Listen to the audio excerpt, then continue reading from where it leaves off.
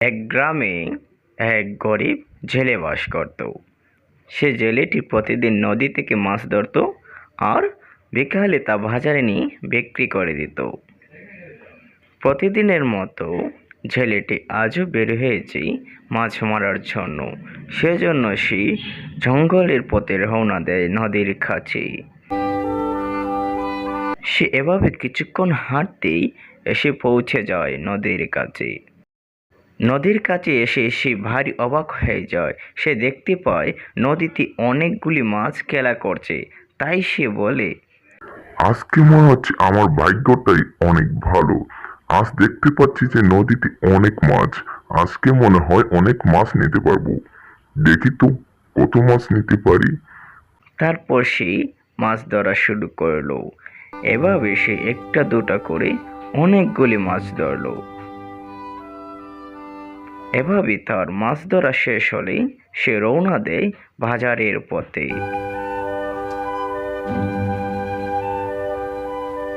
এভাবে কিছুক্ষণ হাঁটার পর সে বাজারে এসে পৌঁছায় এবং সে বলতে থাকে, মাছ নেবেন গো? মাছ, টাটকা টাটকা মাছ, নদীর জলের মাছ।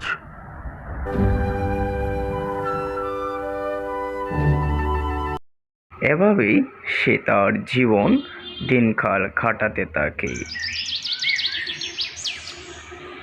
পরদিন সকালে প্রতিদিনের মতো আবার বের হয়েছি নদীর পথে মাছ ধরার জন্য। সেজন্য সে একই পথে আবার রওনা দেয়। এভাবে সে কিছুক্ষণ হাঁটতেই সে এসে পৌঁছে যায় তার কাঙ্ক্ষিত জায়গায়। কিন্তু আজকে এসে সে জায়গায় ভারী অবাক হয়ে যায়, কারণ সেখানে অন্যদিন অনেক মাছ খেলা করত, কিন্তু আজ একটিও মাছ নেই, একটিও মাছে লাফায় না। সেজন্য সে ভারী অবাক হয় আর বলে, আরে আরে আরে, আজকে দিয়ে একটি মাছও দেখতে পাচ্ছি না। এই মাছগুলি আজ গেল কোথায়? এটাতে কি আজ একটিও মাছ নেই? হ্যাঁ, এটা কি হতে পারে? কাল তো অনেক মাছ এখান থেকে ধরে নিয়ে গেলাম। দেখি তো বড়শিতে কিছু আটকায় কিনা। এরপর সে বড়শি পাতালো নদীতে। কিন্তু এভাবে সে অনেকক্ষণ ধরে বড়শি পাতালেও একটি মাছও তার বড়শিতে ধরল না। সেজন্য সে বলতে থাকে, আরে, আজকে কি হচ্ছে আমার সাথে? আজ এতক্ষণ ধরে মাছ মারতেছি, একটি মাছও মারতে পারলাম না। দূর, কি যে করি, বেলাও পড়ে গেছে। আজ মনে হচ্ছে মাছ পাবো না। তাহলে আজকের মতো বাড়ি যাই, কাল আবার এসে দেখবো মাছ পাই কিনা। এই বলে কৃষকটি আবার তার বাড়ির পথে রওনা দিল। এভাবেই সে কিছুক্ষণের মধ্যেই তার বাড়ি পৌঁছে যায়।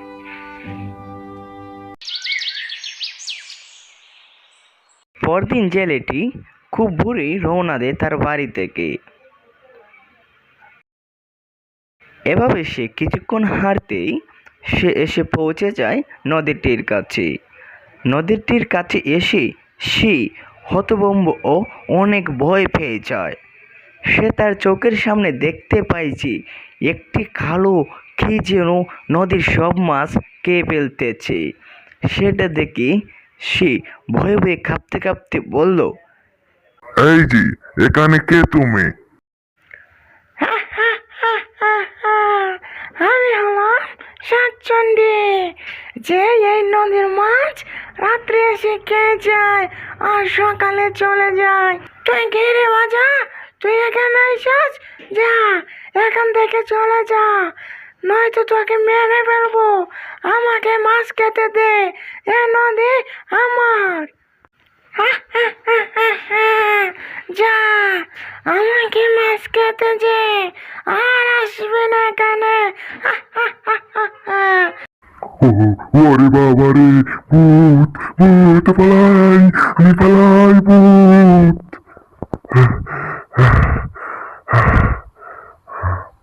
কি গো, তোমার কি হয়েছে? এভাবে হাঁপাচ্ছ কেন? কি হয়েছে বলো? আরে গিন্নি, গিন্নি, ভূত, ভূত গিন্নি। আরে ঠিক করে বলো কি হয়েছে? আসলে গিন্নি, আমি যে নদীতে মাছ মারতে যেতাম না, সেই নদীতে একটি ভয়ানক ভূত এসেছে। সে ভূত এসে রাত্রিবেলা সব মাছ খেয়ে ফেলছে। সেজন্য আমি কালকে মাছ মারতে পারি নাই। আমি যখন তাকে বললাম, কে তুমি, তখন সে ভূতটি বলে যেন কি আমাকে মেরে ফেলতে, আমি যেন আর সে নদীতে মাছ মারতে না যাই। তুমি তো জানো গিন্নি, আর যদি সেখানে মাছ মারতে না যাই তাহলে আমরা মাছ পাবো না, আমরা আমাকে মারা যাবো। বলো গিন্নি, এখন কি করতে পারি? আরে আরে, তুমি এভাবে ভয় পেও না। আমি এক প্রতিবেশীর কাছ থেকে শুনেছি জঙ্গলের পূর্বের দিকটায় নাকি একটি গুহায় এক সাধু বাবা থাকেন। তুমি সেই সাধু বাবার কাছে যাও এবং তুমি তার কাছে এক ভূতের কথা গিয়ে বলো, তুমি অবশ্যই একটা না একটা সমাধান পাবে। সত্যি বলছো গিন্নি? হ্যাঁ, যাও তো, দেখো গিয়ে। তাহলে ঠিক আছে গিন্নি, আমি কাল সকাল বেলায় সেই সাধু বাবার কাছে যাব এবং তাকে গিয়ে সব ঘটনা খুলে বলবো। এভাবেই পরদিন সে জেলেটি রওনা দেয় সাধু বাবার কাছে।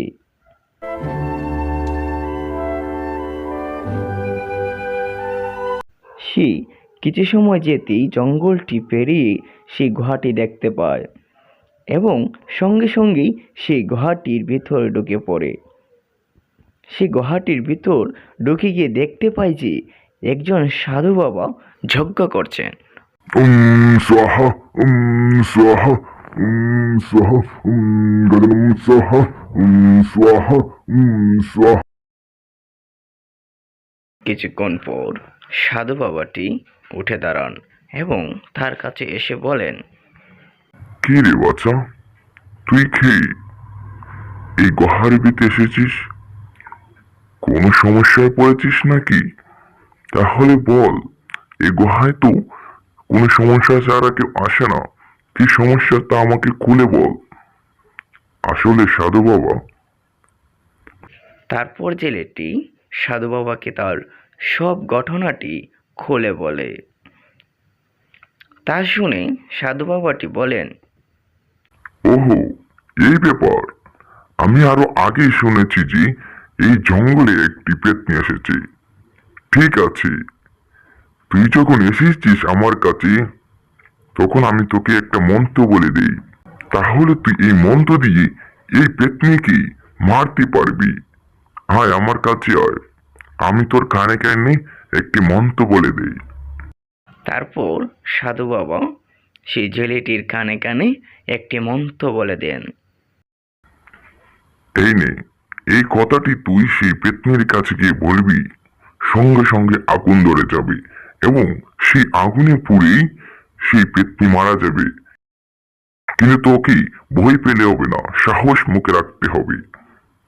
তুই যা। ঠিক আছে সাধু বাবা, তাহলে আজকে আমি এলাম। ধন্যবাদ আপনাকে।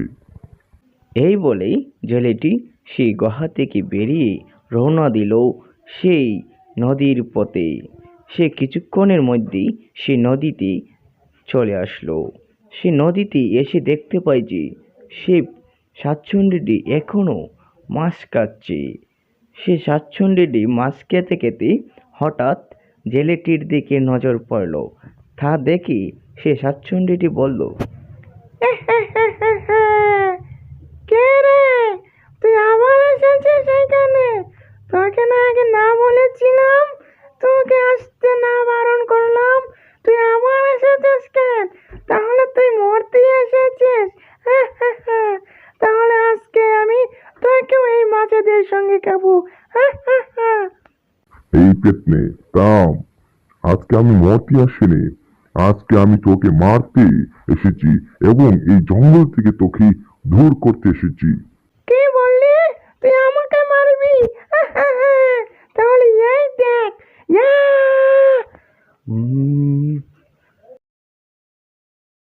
তারপর সেই জেলেটি সেই সাধুর বাবার বলে দেওয়া মন্ত্রটি মনে মনে পড়তে শুরু করলো। হঠাৎ করে তার সামনে একটি উল্কা তৈরি হলো। সেটা দেখে সে এক মুহূর্ত সময় নষ্ট না করে সেই উল্কাটি সেই পেত্নীর দিকে ছুঁড়ে মারলো। সেটি গিয়ে পড়লো সেই পেত্নীটির উপর। এটা কি করলি রে? তুই এটা কি করলি রে? মরে গেলাম রে, মরে গেলাম রে। এটা তো কি করলি রে? তারপর সেই পেত্নীটি মারা গেল। সেই পেত্নীটিকে মেরে ফেলার পর সেই ছেলেটি তার বাড়ি চলে আসলো।